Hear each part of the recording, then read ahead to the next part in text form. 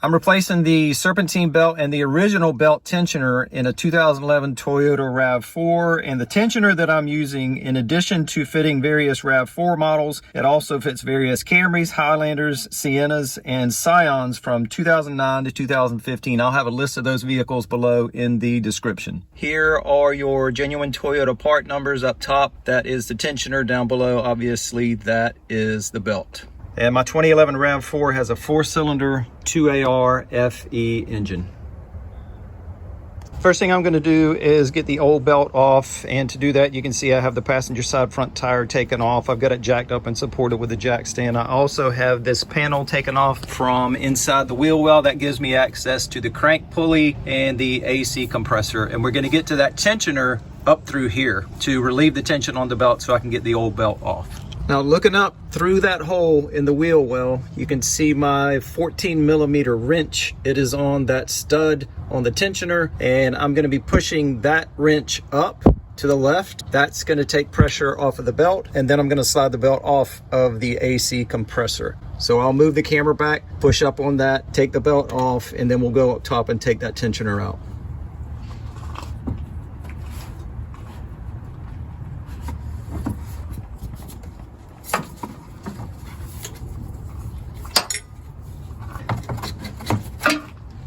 Now, back up top to get the tensioner out, there are a couple of videos that I watched that show taking this panel out and also taking out the coolant reservoir in order to be able to get to the tensioner, but I am going to try getting to it without taking those out. I think I can reach my arm down in there and get that tensioner out, and that is it straight ahead. Right there, right where my light is shining, is the top of the tensioner that you can see right here. And there's only one bolt holding it on that goes through that hole right there in the middle. It's a 14mm bolt.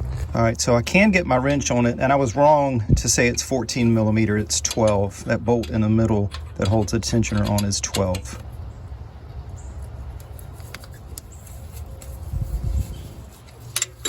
And it is loosening up.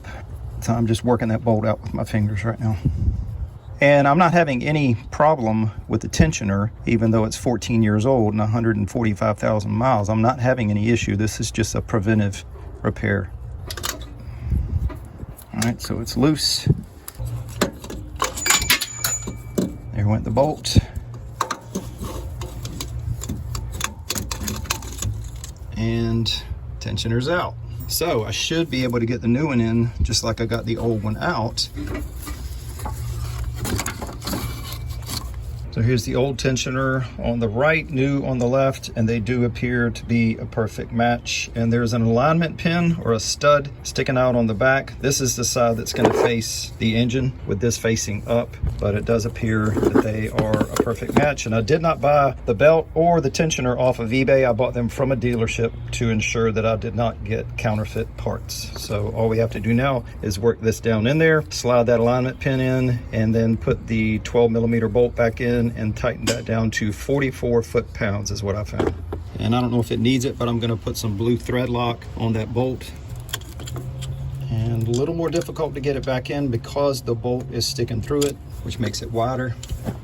Got to try to see past my hand and locate where that stud slides in, which is right there. I know you can't see that, but the stud on the back of the tensioner that has slid into the hole where it needs to go. So it is going in. I know you can't see my progress, but I am very slowly turning that bolt, getting it threaded in. So here's where we're at. The tensioner's in the right spot. The stud, the alignment stud, that slid in, and the bolt is started. It's just going to take me a while to work it in and reach the point where I can put a wrench on it. A few minutes later, and I got that bolt in as far as I could get it by hand. And what helped me, once I got it started using my left hand, I put my right hand in flat against the engine, and I was able to turn it easier with my right hand once I got it started. So if you're having trouble with your left, maybe switch up hands and you might have more progress using your right hand to get that bolt threaded in. Now let me get the wrench on it, tighten it down. I don't think I'm going to be able to fit my torque wrench in there. I think it's too big, and I'm just going to have to use a wrench and estimate 44 foot-pounds. So I'll just get it good and tight. I was correct. I could not fit my torque wrench down there with a socket on it, so just gonna have to do it by hand. There is a lot of room straight down from the wrench, so I'm able to get good pressure on it and get that bolt nice and tight.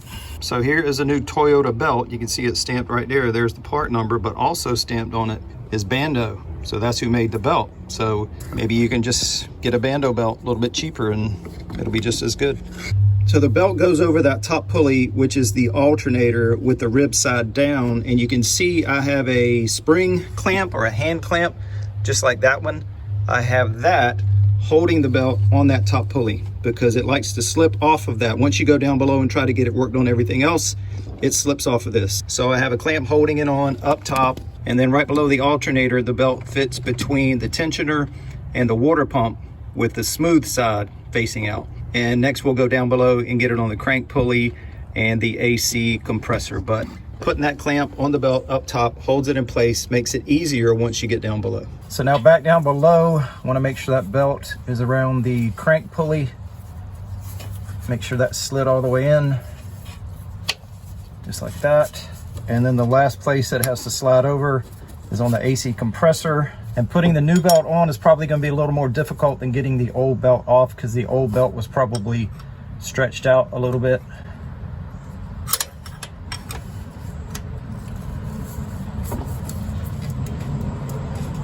So I'll push that tensioner up as far as it'll go, which is right there. And now try to get that belt over the AC compressor pulley.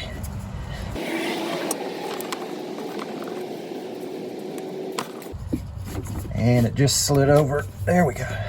Before I release the tension, I want to look straight up and make sure it's still on all of those pulleys. I know it's good up top because we're holding it there with that clamp, and it is around the crank pulley, so I think I'm good to let it go. You just want to check all the pulleys and make sure that the belt is seated.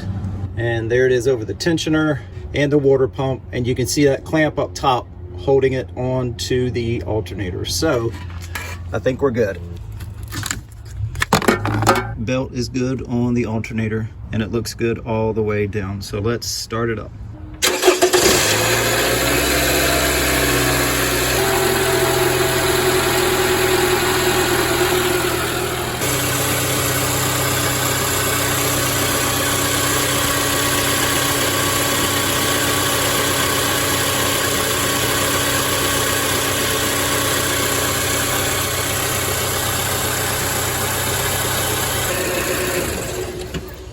I let it idle for about 10 minutes with no issues, and then I was able to get a 1/4 inch ratchet and 12mm socket on that bolt. So I just want to make sure that it's tight, and I'm using a cheater bar, as you can see.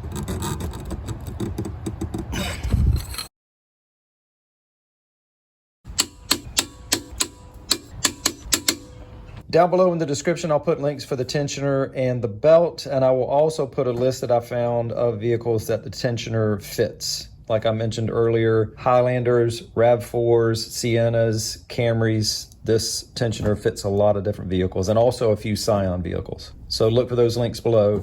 And as you saw, you can get this out from the top of the engine without taking off that plastic shroud and without moving the coolant reservoir out of the way. You can do that if you want. Probably would make it a little easier, give you more room, but you can do it without taking those out.